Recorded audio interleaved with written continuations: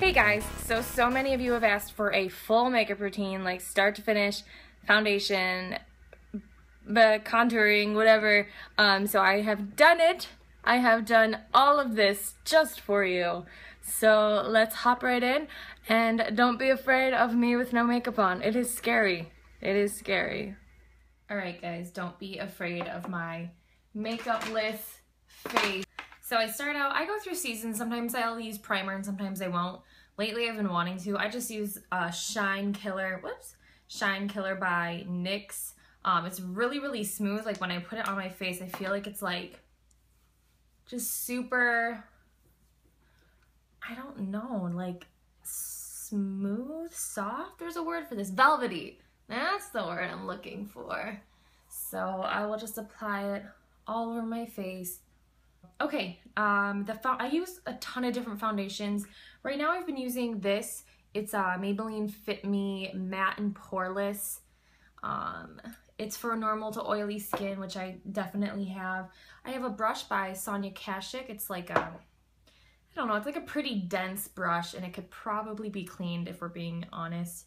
And I just, super great technique here. As you can probably see, just a little bit of this, a little bit of that.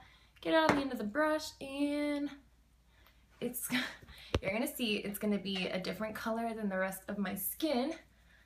But have no fear, my face is really pale in comparison to the rest of my body because most of my foundations that I've worn over the years have an SPF in them, like an SPF 20 or whatever. So like when I lay out or just being in the sun in general, over the course of time, my face is just really pale and the rest of me is more tan. So as you can see, I'm just blending it. I mean, even like onto my tiny baby ears, just so that there's no crazy line of demarcation, so that everything's equal. And again, no specific way of doing. I will then take a powder brush, and then this is my favorite powder lately. It's Stay Matte by Rimmel. Like I said, I get pretty greasy, so, or like oily. Greasy is such a gross word. So I like tap it, and then I just kind of stamp it into place on my face. I don't like this kind of a motion because I feel like it just kind of, for the most part, rubs your foundation off your face. Because, yeah. Next, I will do my blush and bronzer. I have a couple different bronzers and blushes that I like. Yeah, I'm gonna go with that one. Right now I've been using, for a long time actually, I've been mostly using this Pop Beauty. I think I got it in like an Ipsy bag or something, but it's just a nice brown shade that has, it's more like gray undertones as opposed to super warm undertones. I don't want my bronzer to look like bronze, like orange. I prefer just not orange. I don't know. So I'm using this brush. It's a Stila brush. It came in a gift set. I don't know. I want like, so you see it's like kind of a thinner, smaller brush. I don't know what you can see on this camera. I have no idea. So what I do for my bronzer is I literally just, right here from basically the corner of my mouth up to the top of my ear is basically where I know the bronzer is gonna go. Obviously you're not gonna put it right at the corner of your mouth, but maybe like the center towards the bottom of your cheek up to your corner of your ear. And I'll just dust that really lightly. Lighter is better with bronzer when you're starting out, just to make sure you're not putting anything crazy on your face. It can be crazy real quick. And I'll kind of put up here a little bit just to, and they say to put it under here. I do. I don't know why I do it. I do it because someone made up that rule one time. But mostly it's just right here. That looks really crazy when I'm looking in the mirror, but you know. I feel like my face just lost like 5 pounds. Thank you, bronzer. Contouring, it's everything.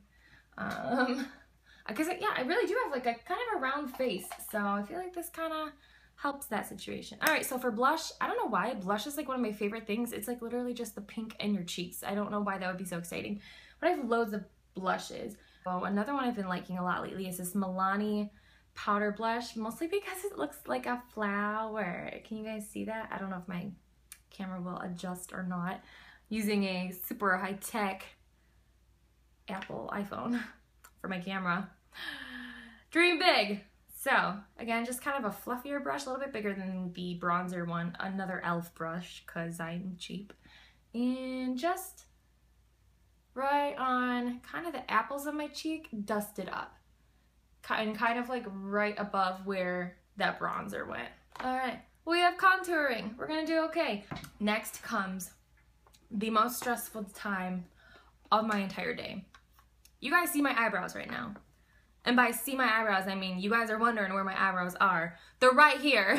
In this palette is where they're at. I have the sparsest eyebrows of my life. This literally, we're gonna have to chop this up because this takes me forever. This is literally like a 10 or 12 minute process. I'm sorry, it's so bad. But I start out, I just brush my eyebrows, like all 6 of my brow hairs out into a shape that makes sense. They're also uneven, so like I just got the short end of the eyebrow stick in general. There's nothing good going on here for me, but they're different shapes, so I just start filling them out. And this is a Sonia Kashuk gel eyebrow palette. You guys ask me all the time what I use. This is primarily it, is this little brow palette. It's these gel color. I try to follow the arches, and then I just take it down naturally where it seems to want to go down. But since they're not even, I have to like sometimes get this one to like arch in a different angle to make the other one happy. Like I don't understand why they just can't get along and do the same thing at the same time. I can't breathe while I do this. Are they even? I don't know. I don't know. Just a little over here, a little over there. Hopefully everything ends up looking like an eyebrow. Alright, so next is probably the reason you're all here, eye makeup. Oh, I have like a bunch of little mini palettes lying around that I try to like use because I buy them, so I'm like, let me use them. Don't just like buy them because they're pretty and then let them sit at your house. So some that I have is actually from my friend Anna, and she sells Avon, and so she sent me some Avon palettes. This one here is Sultry Smoke, and this one here is Romantic Mauves. I am definitely like a neutral / brown and black / purple eyeshadow person. One thing I always start with is an eye primer, but this one is also from Avon. What are these called? These extra lasting. I don't know. It is extra lasting. I've used it for a while now. And it's just like a little cream base eyeshadow primer. And what it does is it stops your eyelid from like your eyeshadow and your eyelid from creasing, which, oh, I don't know why that's one of my biggest pet peeves, but it's one of my biggest pet peeves when I see someone's makeup creasing. Because it's preventable. It's called eyeshadow primer, and this is it. And yeah, I just use this, apply it with my fingers. So for like just my full eyelid, I always start out with some sort of lighter sparkly shade, and I always use my finger because it kind of packs in the shimmer and gives it more of like a opaque look as opposed to a sheer look. So I'm using this white color in this Avon palette, and I'm just kind of tapping it on there. After I apply the like shimmery lighter base, whatever it ends up being, I'll take this pink brush, which is what I just use it for any light powder. Basically anything that's white is used with this brush. Is that gross? Is that weird? Does that give you less of an exact result? More than likely. But I'm using the top color in this Avon palette, and this is a really nice color. It's like a light pink, but it doesn't come off too stark.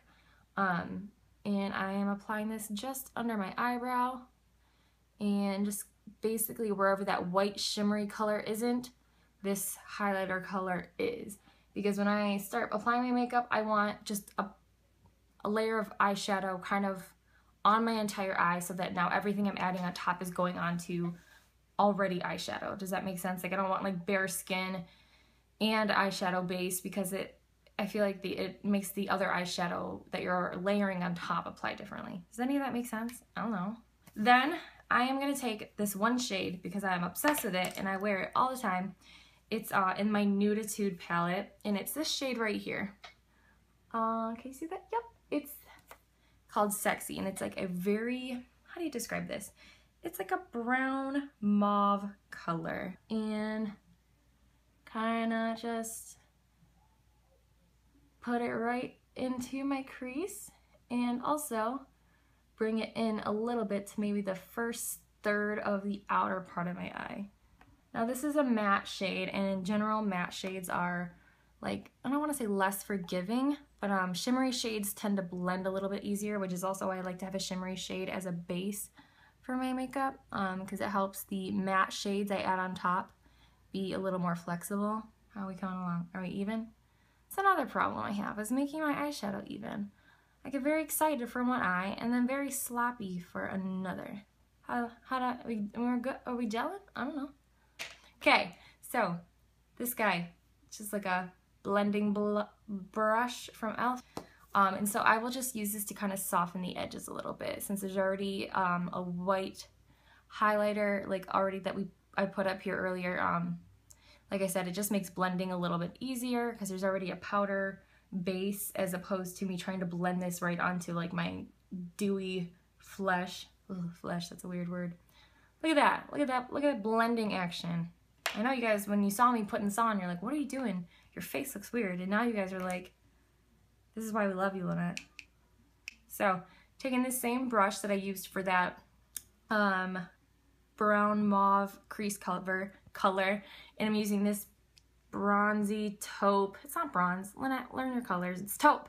It's like a shimmery taupe from this Avon palette. But I like to have like a lighter shade in between the dark crease color and the white highlighter color to kind of like soften it up, so it's not, again, such a stark difference.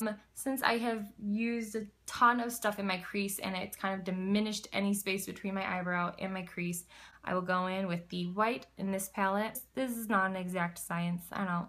It's whatever. It's whatever. Okay, and then the last part of the eyeshadow is just using a little bit of the black color here, and I just put this right in that, I don't know what they call it, the outer V. Just a little bit, just to kind of give a little more definition to that outer part. Same on the other side. Now for eyeliner, another Avon product.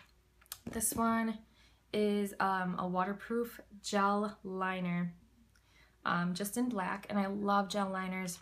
They look so good to me as opposed to any other kind of line.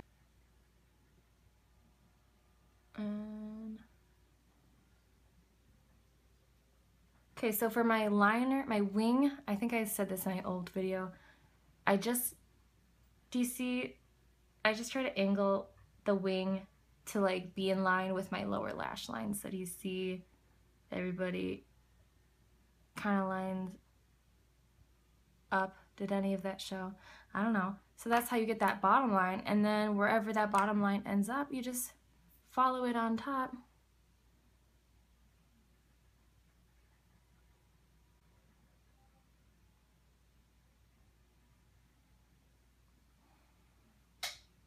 There we go. I think it's maybe even.